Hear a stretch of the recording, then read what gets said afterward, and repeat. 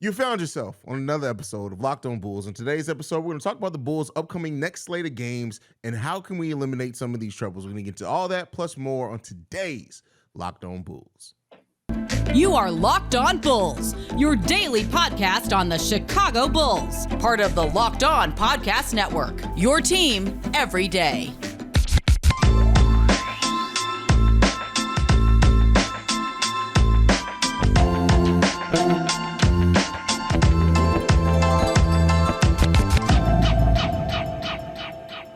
Thank you for tuning in to Locked On Bulls, member of the Locked On Podcast Network, where it's your team every day. Today's episode is brought to you by Prize Picks. First-time users receive 100% instant deposit match up to $100 with promo code Locked On. That's prizepicks.com, promo code Locked On. That's Pat, the designer, host and creator of the Windy City Breeze. I'm Haize, host and creator of Chicago Bulls and Chicago Bears Central. Pat, the Bulls' upcoming next slate of games takes us up into Christmas. We got New York twice. We got Minnesota, Miami, Atlanta, and New York again. We play New York 3 times in the next week, which is wild. But that takes us up into Christmas. Bro, do you see the Chicago Bulls winning enough of these games to be at 500 at least by the time we go into the Christmas break? I actually do. Because right, like I've been the fan that I said we would go 2-2 over these next 4, right? Like I said that, we'd probably split with Atlanta and Dallas. We did. And we'll probably split against New York, right? I would love to win out against New York, but we'll probably split against New York. And in that situation, right, then we're looking at a team that is coming out of that.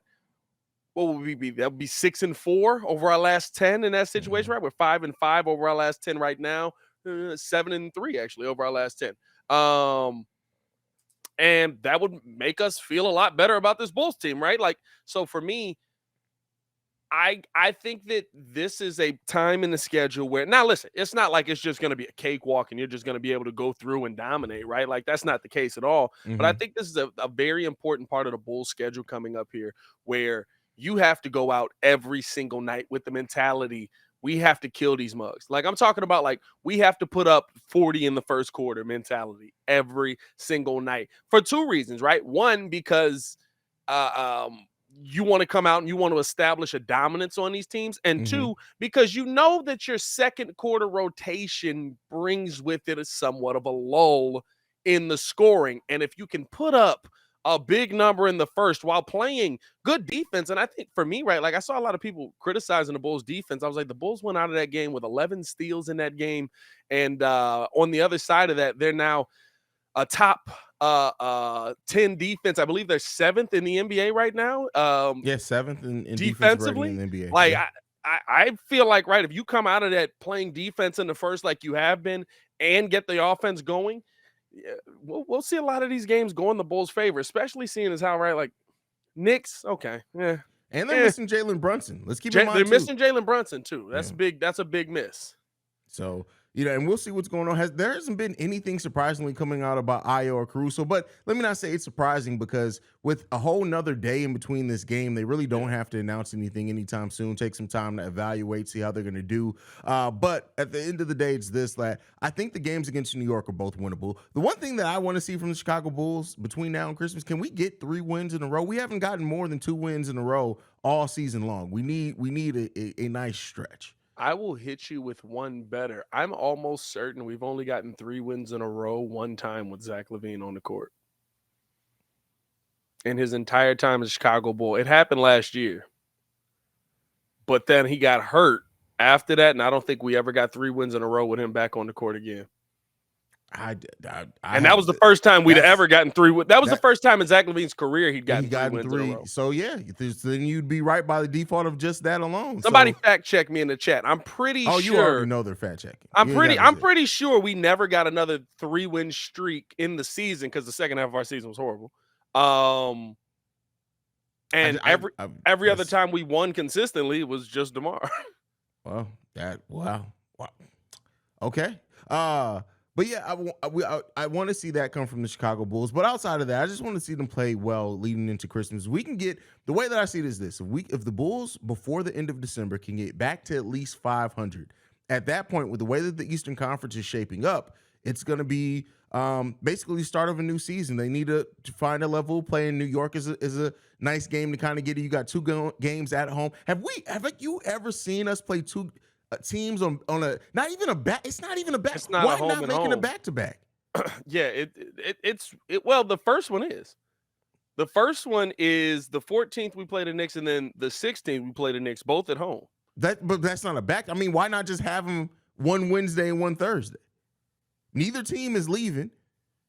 That I don't know, actually. That I get what you're saying on that. Yeah, maybe because they were like, we screwed y'all enough. We'll give you this one. I don't know, bro. I don't. That doesn't make sense. So that's the Knicks, weird. Legit, the Knicks, because they'll probably fly in Tuesday. They're gonna spend They're the gonna be entire here week until in Chicago. they're gonna be here until Saturday. They probably fly out Saturday morning. Who's doing the new NBA scheduling? Because I'm not gonna lie, I got a lot of questions for a lot of teams. The Dallas Mavericks also got screwed, by the way, in that game that they had to play against us.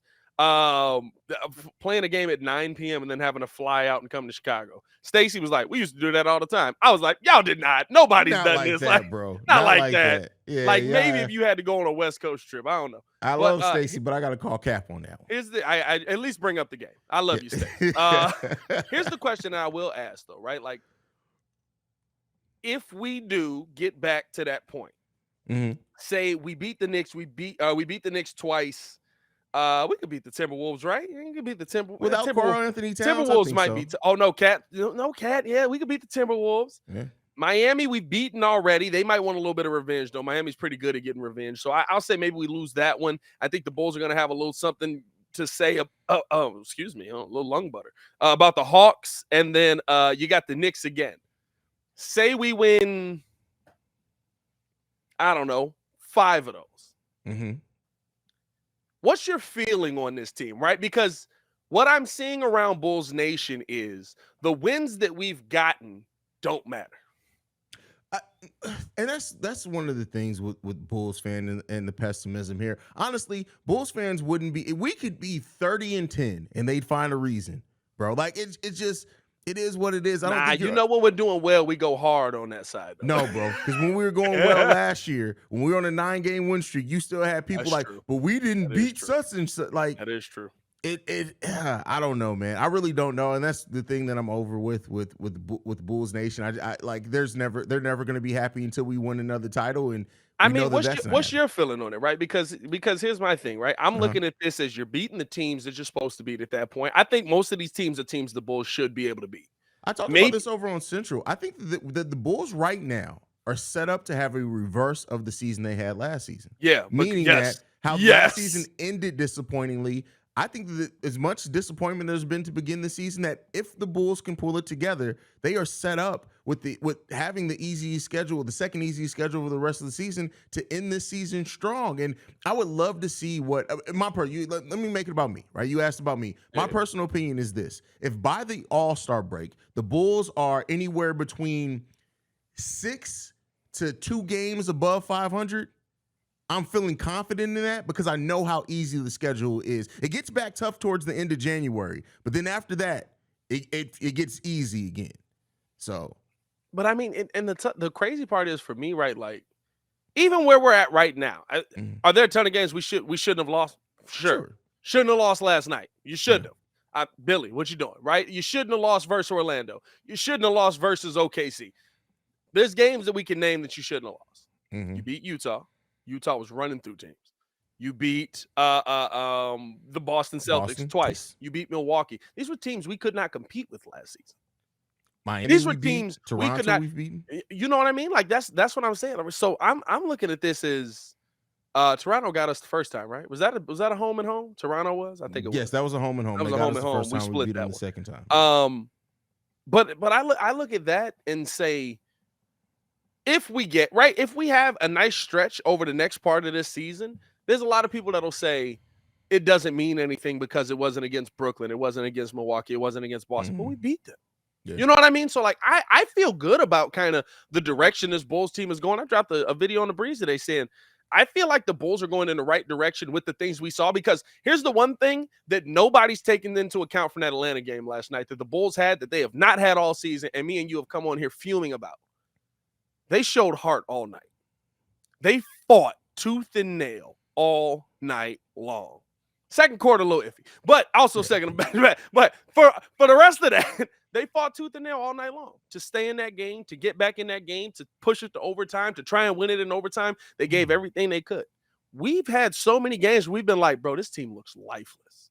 Yeah.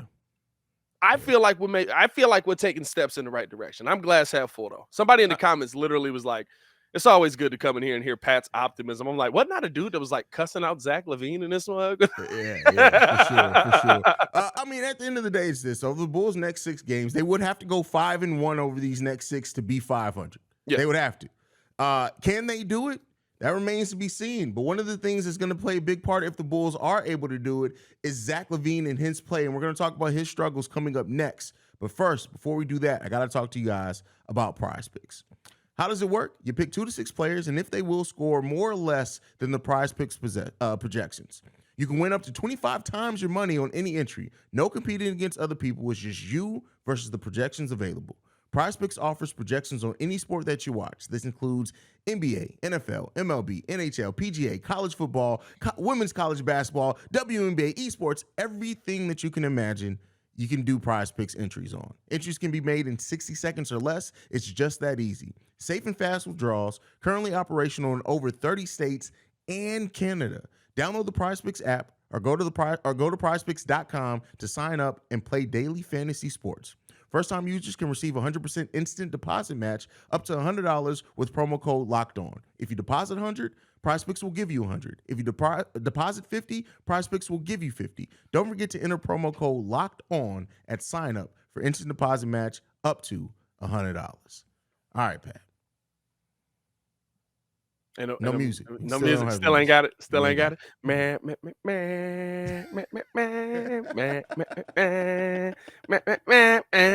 We want to thank you guys for making Locked On Bulls your first listen every day. For your second listen today, check on Locked On Sports Today. From the games that matter the most to the biggest stories in sports, go beyond the scoreboard, behind the scenes, with local experts and insight that only Locked On can provide. Locked On Sports Today available on this app, YouTube, and wherever you get your podcasts. All right, Pat. That's funny. I got to get the music back on there because it's a big part of the show. We're missing it. But Zach Lavine, that's not the only thing we're missing. Yeah.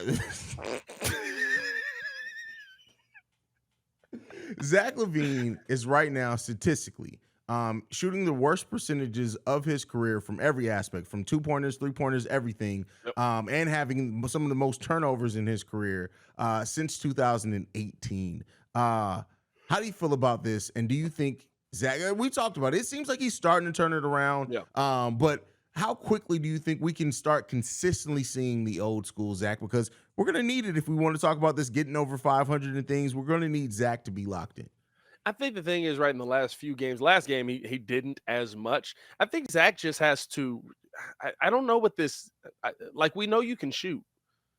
Right, but like I don't think that Zach has to be the Trae Young of the Chicago Bulls, right? Like I know Zach Lavine can shoot, but what I'd rather see is Zach Lavine attacking the cup, because what we have come to notice, and Zach, I don't know if you listen to this podcast, but if you do, nobody can stop you under the rim. We've watched every time he drives, bro. When he was shooting the threes and then finally decided, I'm gonna just go to the bucket. Mm-hmm. It was like the parting of the Red Sea. Somebody hit up C Red Fred. That's how it looked, bro. Like literally, May was just like, I don't want to get it dunked on. People were making business decisions under the rim. Like it blows my mind. It's the one thing for me, right, that has irked me about Zach's game, that it seems like he has like this need to prove that he can knock down the 3 ball at a high clip. And it honestly, right, like Zach's kind of being the Vooch this season than what we saw last season. That's how it's looking. Wow, you about to trigger some people with that one, bro. I mean, honestly, but what I will say is this, right? Like Zach is getting himself back together. He's he's passing the ball a lot better. I believe passing turnovers yesterday, he only had 2.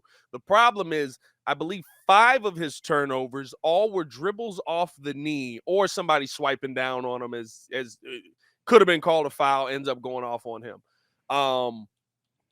But you got to get the turnover numbers down and just attack the bucket, bro. Like there's no one that can stop you. I'm not saying become just a bucket guy, but I think the thing is, right, for us to win these next, for us to get back to 500 over these next 6 games, do the things that we've seen this team do in the last 3-4 games, which is just finding the right shot in the moment.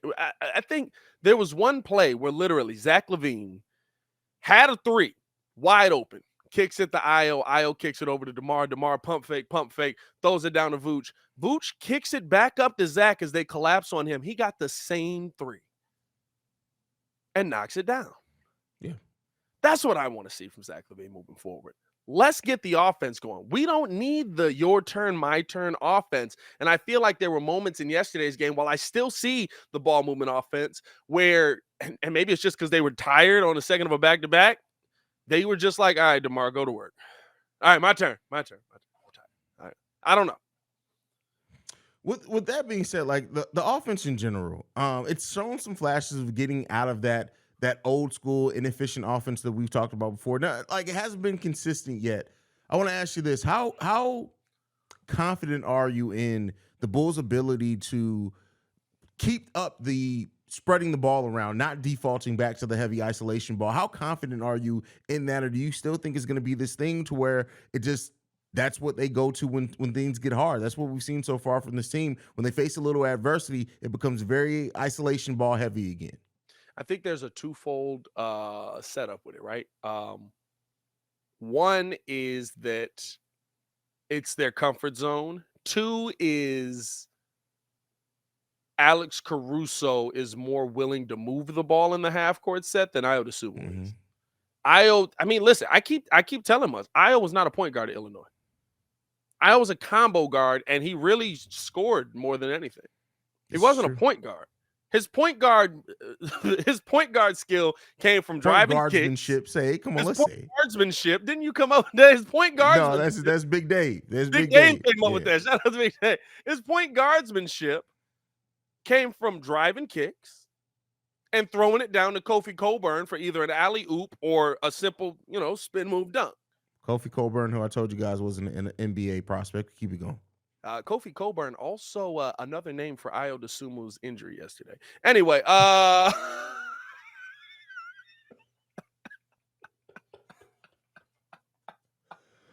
don't feel better, brother. Feel better, brother. Good Lord. Kofi's never coming on this podcast. But here's the thing. For me, right, like I think there is a part of it that's just you have to make a decision on what your point guard play is going to be. And in situations like maybe it's a Caruso day-to-day, maybe you do look at Goran Dragic. Defensively, it's going to be awful. Mm-hmm. But offensively, at least he's willing to move the ball around a little bit more. Io's going to attack. Io wants to use that first step. This is true. The ball movement is better when Caruso's out there. I think it's because Billy Donovan also trusts Caruso a little bit more. But I would like to see, like you said, I know that Io wasn't a true point guard even in Illinois, but there's been times where Io's shown the ability to, let me not say like a strong ability, but he's shown a little bit flashes of some playmaking ability. But yeah. I do think it's in the perfect world, you have other ball handlers out there with Io. You just more non-selfish ball handlers. But yeah, we'll see. We'll see. Here's the last question I'm going to throw to you in this segment before we go. If Caruso and Io can't go, that means that Kobe's probably going to be the starting point guard, which is fine. But then do we see Dalen Terry play some backup point guard for the Chicago? Dragic got 17 minutes in the last game. Yeah. You're probably going to see Dragic play the lion's share of those minutes. Okay. You're probably going to see Dragic play the lion's share of those minutes, which, I mean, listen, I love Dalen Terry too, but this call for Dalen Terry that there seems to be like he's going to come in and he's just going to cook the second he gets into a game. Yeah. I mean, I would love to see it, but show that to me in the fourth quarter. I would like to see him get in more fourth quarters. I would like to see him get in more fourth quarters where the Bulls have a game wrapped up. The one problem is Bulls haven't had many games wrapped up this year. At all. You know what I mean? So I don't stand by the throw Dalen Terry out there, see what he's got. Like, different isn't always better. Sometimes it's just different. Great point there, brother. And I feel like everybody right now just wants different. Throw something in there to shake the lineup. What y'all think? Dalen Terry gonna come in and punch Zach Lavine in the face the first play? pass the ball. Like, it's not gonna happen, bro. Like, come on. Is man. that what you're going for first? Is punching Zach Lavine? I'm just saying. Like, it's like Dalen. People think Dalen Terry is gonna be the guy that comes in and like instantly turns into Draymond Green. You know why Draymond Green could talk crazy to Stephen Curry when he got drafted? Because Steph was only a couple years older than him. This is facts. You know what I mean? Zach Lavine's been in the league almost 10 years. What are you going to say to Zach? Hey, Zach, do better. Hey, Zach, do better. Hey, man, I'll say this, right? We're talking about different. And maybe coming up in this next segment, with some of the people that are asking out of places, we could see different here in Chicago. Do we want to see different here in Chicago? That's the question on the table. We'll get to that coming up next. But first, we got to tell you guys about betonline.net. BetOnline is your number one source for all your sports betting info, stats, news, and analysis. Get the latest odds and trends for every professional and amateur league out there, from pro football to college bowl season to NBA and World Cup. They've got it all over at betonline.net. And if you love sports podcasts, you can even find those at BetOnline as well. They're the fastest and easiest way to get your sports betting info. Head to the website today and use your mobile device to learn more. BetOnline, it's where the game starts. Dun, dun, dun, dun.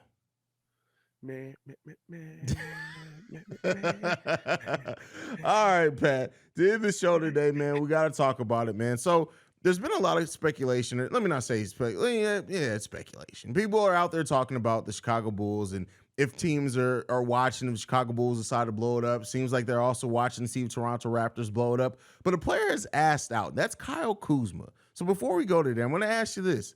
Kyle Kuzma, if it is true that he does want out of Washington and they do decide to move him, would you like to see the Chicago Bulls look to bring in Kyle Kuzma?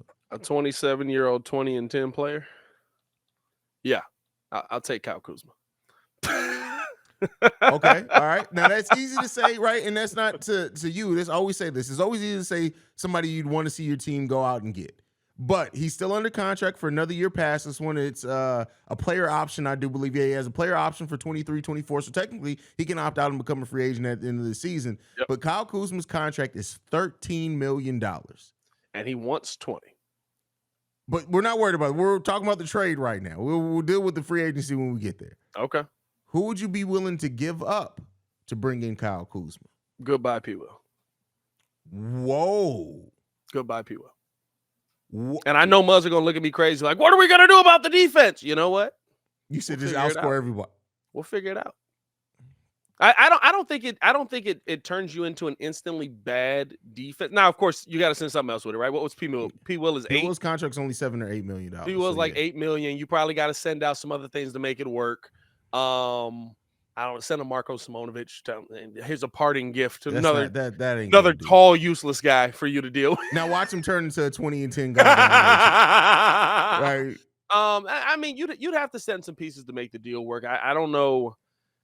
I don't even know who else makes 8, right? Like, there's a lot of low-paid people on our bench right now. I mean, maybe Kobe, right? Like, maybe if you're trying to get rid of Kobe, because then that would give you 16. I believe Kobe also makes 8 because he was a top 10 pick.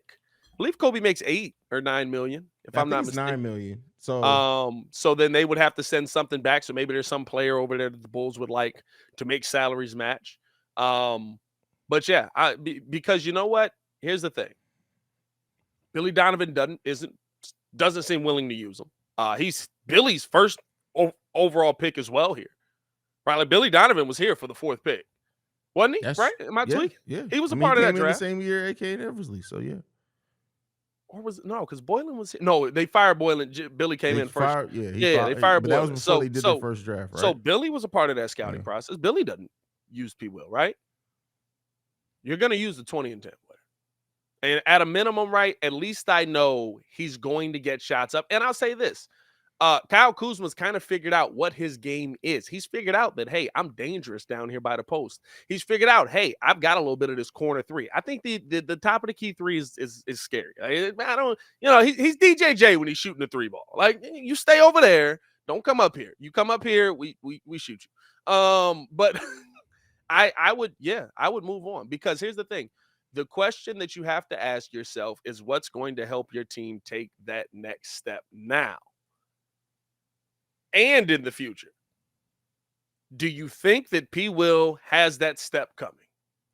If he does, it's not going to happen anytime soon with the team that we have constructed right now.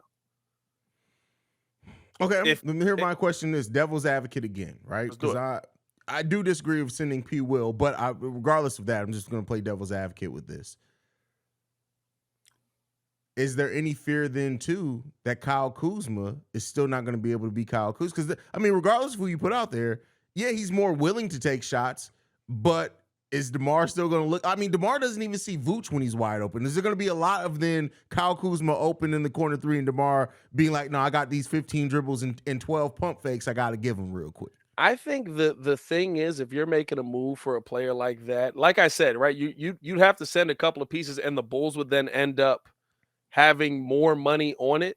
You'd have to probably try and get back some sort of point guard type player in that situation. I don't even know what's going on with the throat right now. I don't even know who's on their roster. We were talking about Devon Dotson, so leave him there. We know what he is, but let me see this roster. That's the thing. I wouldn't want to bring back any more guards. I'm bringing back all bigs.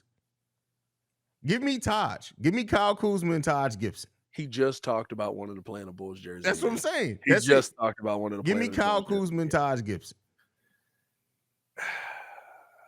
I will say, oh no, that's Daniel Gafford. I was like, man, I will say he does not look good in the last couple of games. Kuz has been pretty consistent though. 27-3 last game versus Brooklyn, 35-12 versus the Clippers, right? 27-7-7. Okay, one thing that we're not talking about here yet, and I do have to ask you before we end the show and end this, how much of it? I know you said just figure it out, but Kuzma and Vooch as a starting lineup together in the front court. Kuzma and Porzingis work, and I think Vooch is a better version of Porzingis. A much better version of Porzingis. Okay. Not when Porzingis was at his best, but yeah, that's different. That was a different monster. That player's long gone, bro. Like it's. I don't know though. He dropped 28 and 9 on us. Like he still can ball, but you got to give him that. Still ball, he's but not it's not the same way to go. He's not going about it the same way. Yeah.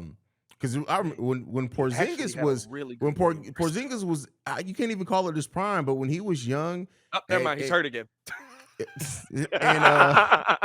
and going, bro, like there were times where Porzingis would put up 25 on you. You'd be like, how many shots? He took 8 shots. That's facts, bro. Porzingis would have a 32-point game. You'd be like, man. Didn't feel like he put up that many shots, bro. 10 shots today, huh? Oh, okay, all right. Yeah. Balling. I don't know. A lot of free throws. He's got like 4 dunks on you, and they're all and ones. Here's the thing. It's not that I don't believe that P. Will one day become a player. It's not that I don't believe that P. Will one day be able to take this next step. But I think the thing is, right, for the modern NBA and where we are right now, is Kyle Kuzma essentially what we're asking P. Will to be. Because if we were asking P. Will to be the defender, we got our player. He's a great defender. He shuts guys down. He's blocking shots left and right now. Mm-hmm. Like if we were asking for the defender, then we've got our player. But that's not what we asked for from P. Will. We look at P. Will and we say, hey, why aren't you scoring the basketball more? Well, that's what fans are looking for. I don't know if that's no. Billy Donovan did say Billy Donovan and AK said go. Yeah. Bro, that's tough, man. Yeah, not you. I didn't expect you to say P. Will, bro. I expected Kobe to be in the trade, but I didn't expect you to say P. So let me ask you this: if I wish their roster was better, there's nothing I can even justify. One thing we do know is that AK is probably not going to trade P. Will. I know you said you wouldn't mind giving up P. Will, but he's probably not. This is me saying this is you, yeah. That's but for nature's sake, I would go to bring back Kyle Kuzma. He's not sending. For the sense of what the sensibilities of AK and Eversley are. If a deal to bring in Kyle Kuzma built around Kobe White, let's say if it took trying to think who else would get you there, bro. If it took a DJJ, if they were willing to do it for Kobe White, DJJ, and 2 future seconds would you Right do? after he gets gamed, bro. Misses a free throw and gets gamed. You trading him, bro. Let him live a little bit, bro. Dang. I'm just because I'm trying to things that get you close. I'm just Money. trying to think I of don't money think I know off the DJJ top of my makes head. that much though. DJJ only makes $2 DJJ million. makes $3 million, doesn't he? I think he only makes $2 million. I think he got the same contract as Dragic. I think we brought him back on the exact same deal. Well, Dragic Dragic gets 3.3. Is he? Yeah. Maybe he's on the Drummond deal. Is Drummond only making 2? No, Dragic. I don't know. No, Drummond's getting 3.3 with a player option. I don't know. Something like that. They're all around the same. They all around there. Yeah, he signed a 2-year, $6.5 million deal, so it's 3.2. So him and Kobe get you 10. That's almost $10.5 million right there. And then you throw whatever in to make Tony it work. Bradley. Tony Bradley. Tony Bradley. He actually does make it work. Tony Bradley makes it work. They get their stretch big, and Tony Bradley hit a 3. He's gonna be their stretch big. I think here's the thing, right? Why would Washington do that? Like that to me, that's the deal that I'm looking at. But why who's would to say that Washington doesn't look at Kobe White and say, "Hey, listen, we can develop him." I think you could, right? But I think the question mark then is Kobe White the point guard that's able to play off of Bradley Beal? Well, I don't know if he's the point guard, but he could be their first guard off the bench. When you look at right now, their guards off the bench are Jordan Goodwin and Corey Kispert. Now, Corey Kispert can play. Don't get me wrong. I think that's the reason why they probably wouldn't. Just because to me, right, like in a Kobe White trade, I'm trading you a bench player for a dude that put up 35 and 7 the other night. This is true. You know what I mean? Like you're gonna have to send me P. Will in that situation. And I'm gonna be honest with you, more than likely, right? Like logically speaking, P. Will's probably not on the table in any of these deals.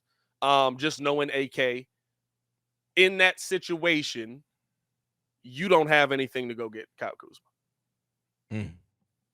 You don't have any. I mean, what are you gonna trade him? Vooch, who is other Kristaps Porzingis with a better back? Like you literally have nothing to trade him. Well, it depends on what they want. Okay, let me ask you this, because we say we don't have anything. Now, he's not making a lot of money. But what if they look and say, "Hey, no, you want Kuzma? We start with Kobe and Javante. That's where we're starting." Sure. Okay. You thought I wasn't going to send Javante No, and I get to keep P. Will? Yes, you can have the 6'4" dude that defends really well. Like I'm fine with that. We're just going all offense. All right, but bro, again, I don't overtime. We overtime. We in overtime. We in overtime. Yeah. I don't know. For me, right, like the big thing for me is I try to think up trades that would make sense for both teams, and I think the only thing for them would be P. Will. Because, hey, I'm sending you a 6'10" guy. You're going to at least send me a 6'7" guy back with some potential. Well, and they you know what? have Roy Hachimura there. There could be something to be said that maybe they want to take a look at Roy Hachimura starting before. I'm not saying they will. Could be that as well, but also, right, I think that's a situation where you say, you know what? We'll give them 15 shots. And you'll regret making this trade, but we'll give them those 15 shots. Could be. I don't know. We'll Hey, follow me on everything at Pat the Designer Man. Follow us both on everything at Locked On Bulls. We appreciate you guys for showing love to the channel and the new look. Show a lot of hate. Never mind. Let me stop doing that. I don't want to poison the well. You guys can follow me at CEO Haize, CEO Haize. We're fighting an internal battle here, not between me and Pat. But, we're doing the NWA thing right now. You can follow me at CEO Haize, CEO Haize. And thank you for making Locked On Bulls your first listen. Now for your next listen, check on Locked On Sports today. The biggest stories of the day, plus instant reactions, big game recaps, and the take of the day. Available on the Odyssey app, YouTube, and wherever you get your podcasts. For Pat the Designer, I'm Haize. This is Locked On Bulls. We out, y'all. Peace. Yeah. Man.